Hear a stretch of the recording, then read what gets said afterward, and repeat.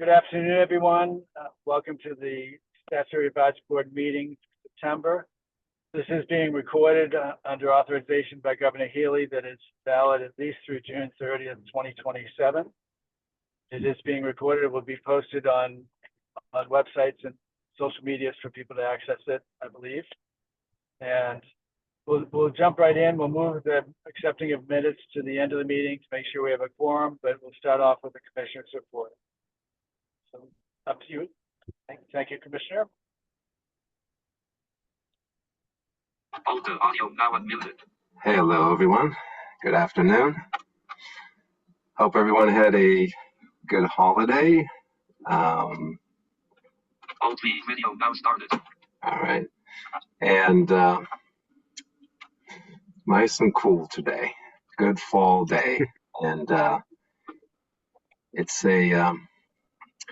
another, as we get into our late summer, heading towards fall, a lot of the usual things happening at the agency that typically happen. So we have, as most of you are aware, we have completed our move to our Broad Street location in Boston. It's been pretty smooth transition. Everything worked out well at the office.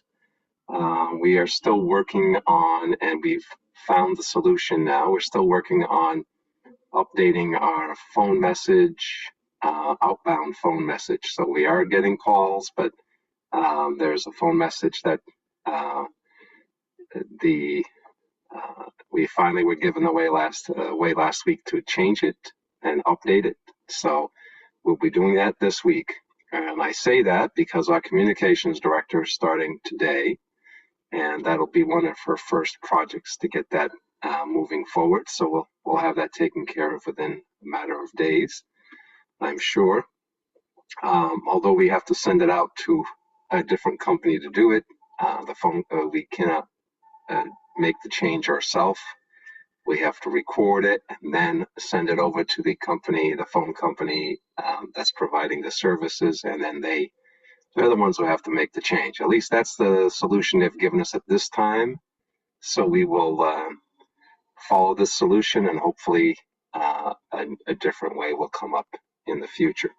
So anyone that's been trying to reach the agency and has heard the outdated outgoing message, sorry about that, but we've been asking this question since July and finally got an answer. So typically in most systems we've been able to change it ourselves internally. But this system, it appears that we're not able to do that. So at this point anyway, they may change something in the future, so you never know. We have completed the process of closing our fiscal year 25 financial books, and so July and August have been a lot of our fiscal team has been working hard to get everything balanced and paid off and make sure that everything is good as we move forward into fiscal year 26. So juggling, loading the fiscal 26 budget and closing the FY 25 budget, that state 25 budget fiscal year. It's quite a little juggling act, but the process is complete, and we'll move forward to state fiscal year 26. So it is also been a lot of the little odds and ends that we've been taking care of here. Justine will be along to give you an update on our programs. Just wanted to talk a bit about some funding, additional funding that we just received from the Rehab Service Administration, what's called reallotment funds. And those are funds that are allocated to the agency to carry out one-year projects. So can't talk about those potential projects yet because they are potential. We have to put them out in a request for proposal and find out who's going to bid on it and find out if it can all be handled through that way. So, but next month I should be able to give you an update on some of those projects.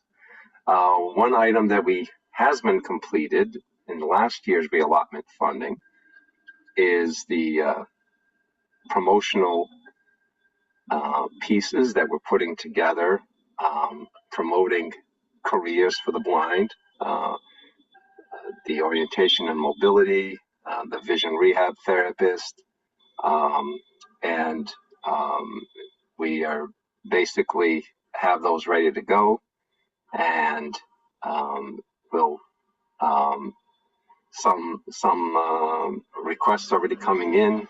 UMass has been handling those for us. We've been approving the agencies who want to use them. And because we do something with federal funds, we have to allow the different state agencies and VR to use it if they ask us for it. We also are agreeing to let universities that have programs like UMass that have programs training individuals to work with blind consumers to have a chance to run these either on their websites or in any programming that they do at their schools. So we're definitely looking to spread the word out, and I'll talk a little more about this next month as we see different things develop. So what else do we have? It's sort of been just getting a lot of things pulled together here. We did a financial update to our fiscal system that's internal, and you guys won't see this on the outside, but it's making things flow a little smoother inside as far as the financial work that goes on here at the agency.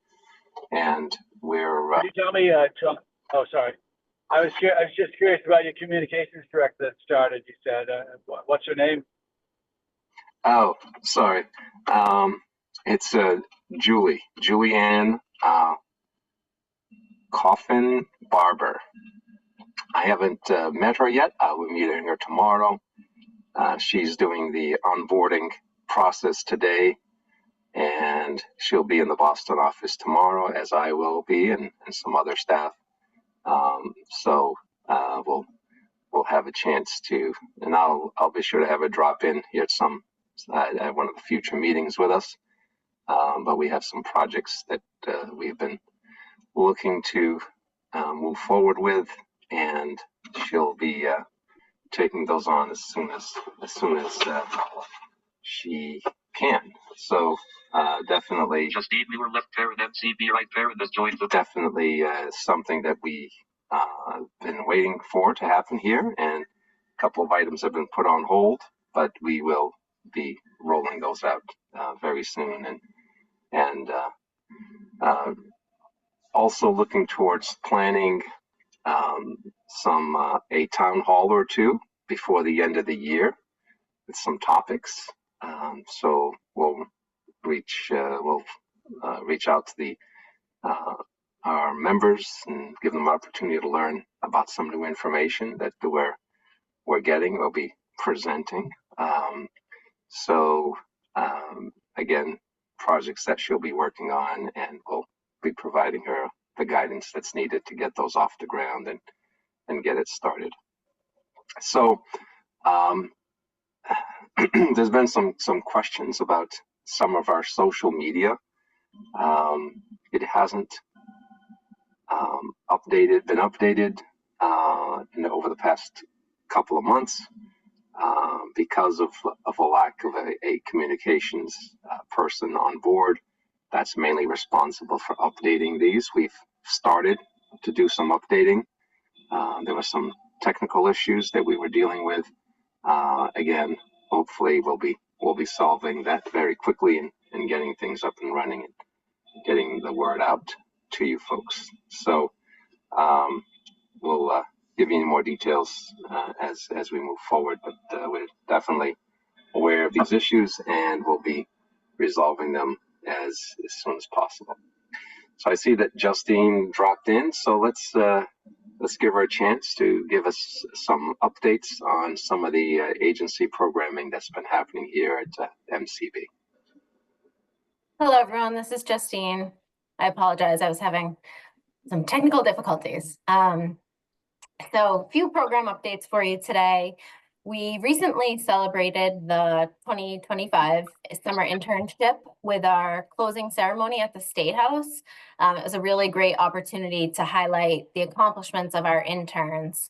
Our interns this year, they interned at a really wide variety of state agencies, private employers, businesses, and the like. Really gaining valuable experience and building their professional network. So we're very proud of all that they accomplished. And the ceremony certainly highlighted that, as well as our strong partnerships with employers that make the program so successful. This year at the ceremony, we recognized Google, who was awarded this year's Employer Partner Award. So that was really nice. And Google has hired two, if not potentially more, of our consumers. So really excited about that. And a full write-up about the internship, if you're interested in reading more or reviewing a list of employer partners, it is on our website. So looking ahead, we have a very busy fall with several programs and events coming up. On September 10th, we'll host the Visions of Employment webinar. This webinar is designed really for employers, and we focus on supporting and explaining how to successfully onboard and support employees who are legally blind with things like workplace accommodations. We provide training resources.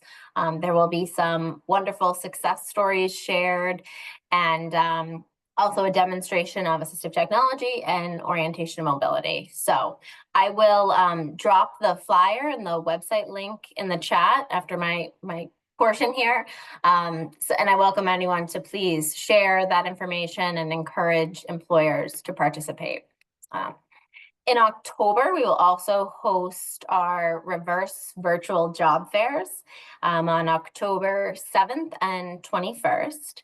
These events also allow employers to meet job-ready candidates who are consumers of ours who are blind or visually impaired.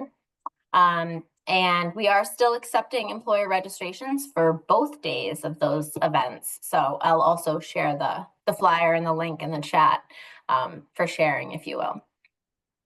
Also in October, our White Cane Awareness event will take place on Friday, the 24th. At the State House. Registration for that is open. A few emails have gone out with the registration link. And as a committee, we've really planned a really strong program with excellent speakers. And, we're planning to recognize some really important people and some milestones in our communities. So it's always a very well-attended event, very inspirational day. So we do encourage people to register early. We have had to cut off registration when we reach our capacity. Then at the end of October, we'll host a college information session for high school seniors and their families. Last year's event was a big success, particularly the panel of current and recently graduated college students. It was very impactful. So this year we've decided to expand that panel portion of this program and have it a little bit longer, and also offer presentations from assistive technology and orientation and mobility. So we're looking forward to that. And finally, I've previously shared how MCB continues to be highly visible in the community in terms of some of the in-services and trainings that we do at businesses and senior centers and other community organizations. And that has certainly all continued. But recently we've participated in, or we've been invited to participate in some really large events. So I just wanted to take a moment and highlight a couple of those. So Region 2 participated in Worcester's National Night Out in August. If you're not familiar with national night out. It's held in many, many communities across the country. And really the purpose is to strengthen the relationships between law enforcement and the communities and really bring people together just for celebration and unity. So at Worcester's night out, there were over 130 community tables, of which MCB was one. And attendance from guests was well into the thousands. So our team reached many new people and really helped spread the word about our mission and the services that we can provide. Later this month, Region 1 will participate in a very large health and wellness fair out in Western Mass. And Region 3 will also be at a similar very large health and wellness fair up in Danvers in northern part of the state. Historically, these have also been very well attended by hundreds of guests. So we're really looking forward to being able to connect with the public and raise awareness and share resources on such a large scale. That's what I have for you today. If there's any questions.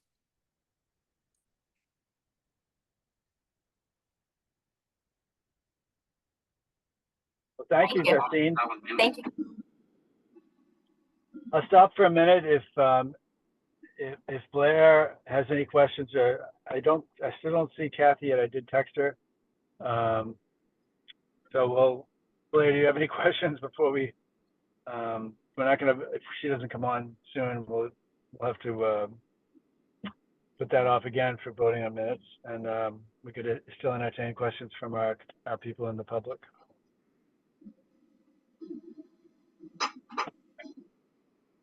Do you have any questions, Blair? You might not. I don't know. Blair, I think you're muted.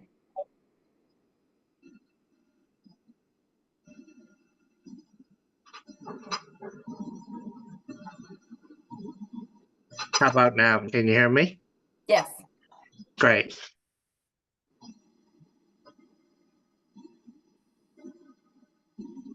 you have any Blair, questions? you went right back on mute. How's that? Can you hear me? Yeah. Yes. Great. Thank you, John. Thank you, Justine. Justine, I just want to mention that, first of all, it's so exciting to hear the different events and coordination of different regions. Probably a couple months ago, you had mentioned about doing some regional work at a medical facility and helping train the medical administrators and doctors on caring for the visually impaired. And I spoke about doing that with my support group and reaching out with UMass Medical and dermatology and ophthalmology clinics there. Since then, I've been contacted by members of Region 5 that are doing similar things in their region. And so we had some exciting coordination between some of our support group members and Jonathan Gale from Region 5 recently, and to hear things going on in Region 2 and 3 is really exciting, and I hope that we will coordinate things more in the future and work off one another's energy. The other thing I just wanted to mention is that I was invited to participate in an exploratory event with our members of our support group in the Massachusetts Department of Transportation in August. Basically, because I'm always commuting in the city of Boston, I was asked to work with in two different groups of engineers. I believe there were 12 engineers in each group. We met twice, and different engineers each time. And specifically, we spoke about how to navigate the city for the visually impaired with respect to the new bike lanes and dedicated bus lanes in the area of Back Bay. So these engineers very bravely and courageously were blindfolded and navigated the intersections that they are very familiar with, and some of them may have even helped design the accessibility in each of these intersections. And it was really interesting. We had for each of them, a trained set of guide or even in some cases, a mobility trainer. And they learned quite a lot about the inconsistency of intersection to intersection. So we looked at probably 8 different intersections over a 3-hour period of them navigating it blindly. And could they find the button to cross the street? Where was that button in relation to the crosswalk? What type of accessibility? Was it chirping, vibration, voice message? And everything was so different, intersection to intersection. Where were the rumble strips or truncated domes, whatever they're called? Some intersections had 8 at each, 2 at each corner. Some only had 4, which meant if, as a blind person, you set yourself up perpendicular to the truncated dome and then cross directly across from it, you're actually crossing the intersection diagonally if there were only 4 at the apex of each corner, rather than on the 8 at the side of each corner. So we had a 2-hour walk and then a 2-hour debriefing. So it was a 4-hour event each time we met. It was really interesting. And again, it was exploratory, but I appreciate the Massachusetts Department of Transportation reaching out to some of the visually impaired community in the city who commute into the city on an everyday basis and helping us to, and them too, to begin to navigate these changing spaces, because it's very different now that there's a dedicated bike lane and a dedicated bus lane on many of those streets in Back Bay. So just want to bring you guys up to speed on some of the things that some of the different support groups are doing. And thank you for your time. Thanks, Blair. I forgot. I apologize. Nate, sorry about that. I can't drive and read, obviously. Oh, no Leo, worries. your updates on dashboards and registration, so forth. Yeah, I can be So, quick, Brian. No, I'm not in a rush. I just misread my agenda. Sorry. No problem. I'm gonna bring it up. Mute, currently unmuted. Hold play. Okay, so we updated the dashboard on Friday, so the statistics are through Friday. So I don't think much has happened between now and then. We currently have 899 children with open cases across the state. We have 3,271 SR adult cases open. We have currently 212 VR youth cases open. That's our pre-ETS program, and 761 VR adult cases open. So not a lot of movement there. A little bit of an increase, but not much. For closed cases so far this calendar year, we have 56 children cases that have closed. Many of those, if not all of them, have moved to the pre-ETS VR program. And we've had 1,705 SR cases close over the first 8 months of the year. The VR program the counts are just through July and August. We have 15 successful closures and 16 unsuccessful closures. So I know that number looks small. We currently have 47 people employed. So hopefully those will translate to successful closures coming up in the next few months. We'll keep an eye on that. Not a lot of movement in our demographic information. Pretty steady actually across the board for the VR cases open by age. For our registration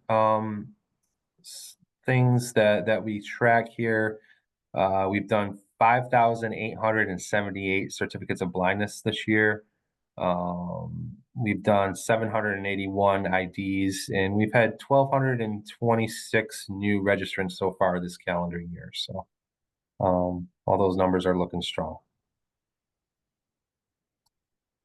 Any questions?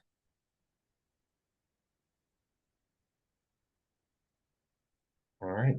Thank you. Not for me, thank you, Nate. Yeah. So it looks like we're going to have to defer voting on the minutes until October. But in the meantime, are there any questions from the public that they have at this point? Or comments? This is Jerry Barrier with a question. Sure. I'm just curious how it's going with timely distribution of the certificates of blindness. I know there's a huge number that were distributed, but I attempted to get one a few weeks ago and didn't hear anything for 10 days. And when I reached out, they were very helpful. They said it had been sent out a couple of days ago and they were going to send another one. And they also emailed me a PDF one, which is the only one I actually ended up receiving. So I just wonder if there are problems related to the move with the certificates of blindness. Hi, Jerry. We haven't heard of any problems. That's the first that I've heard. I will double check with the folks in the registration team to see if they have heard anything similar. But usually a COB will get out in 3 to 5 business days. Usually it's actually quicker than that. It's usually 1 to 3. So hopefully they show up in the mail. I could have them double check your mailing address too to make sure nothing's changed there. Okay, thank you. Thanks, Jerry. Hey, Nate, it's Blair. Hi, Blair. Hi. I did order a COB 2 weeks ago, and it did arrive in 2 to 3 days. Okay, great. Thanks. Yeah, sometimes things get hung up, and sometimes it's the mail too. We've had that problem too, where just the mail gets hung up either in the building or at the post office, where it comes a couple days late. So could have been a lot of different things, Jerry, but hopefully, yeah, we haven't heard any feedback that it's a trend. That's good. Anybody else? Any questions or comments? John, can I ask a quick question? It's Blair. Audio now unmuted. I am listening. John, with the new budget in place, is there any update in terms of if MCB is affected at all by federal funding that we were depending upon, and any change in its status for 2025, 2026? So the budget that's in place right now is the state fiscal year 26. And we are still working and using the FY federal fiscal year 25 money. The federal fiscal year 25 does not end until September 30th.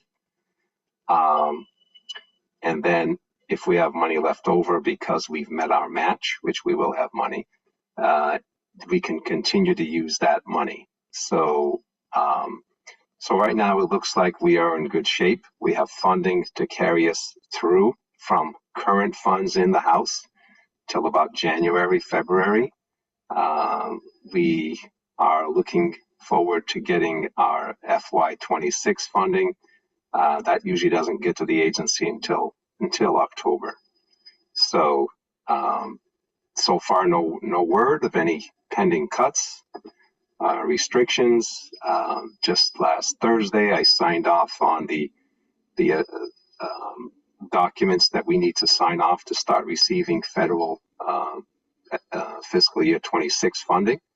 Those were sent back to RSA, and looking forward to see what happens. There's been no signs of any issues coming. I did mention that we did receive the reallotment dollars. That's additional funding. We have been receiving Social Security Administration reimbursement funds for the successful placements that we've had. Those funds are required that we spend those ahead of the federal grant. So the more we can land those funds and the more successful placements we make, then that money is used first, and it allows us to stretch our federal funding even longer.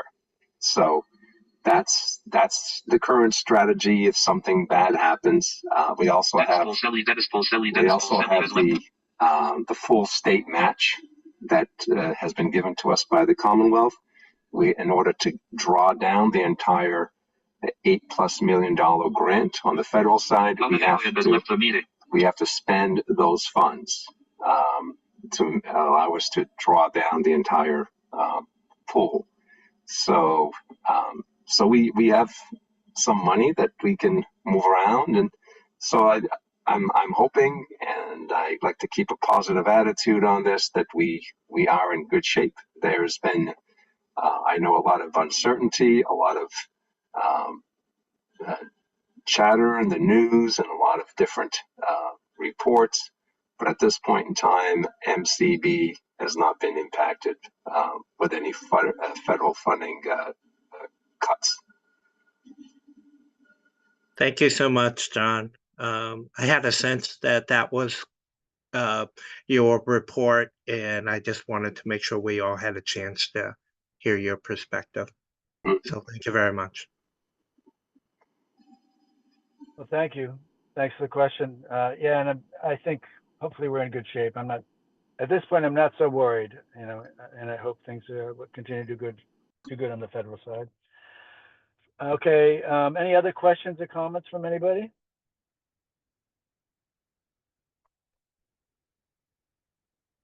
No? Before we Thank you all sign for off, I just wanted to thank you all for your great work in planning White Cane Day. I know it's going to be a great event, and I know how much time and effort goes into planning that celebration. I've been speaking with different VIP communities across the state. They're having their own little local celebrations, and I'm encouraging them to include them on the MCB calendar. So hopefully you see a plethora of celebrations in October of White Cane Day, but I look forward to what you have put together for the State House. So thank you for all your hard work and putting that day together for us. It's always a great event. I've gone every year, and we'll go. I think I already RSVP'd, but I'll check on that. But thank you, everybody. We will vote for the minutes to keep that going in October, and I apologize for that not happening today, but that's where it is. Thanks, and have a good day. All the audio now. All right, thank you all. Have a good day. Has left the meeting.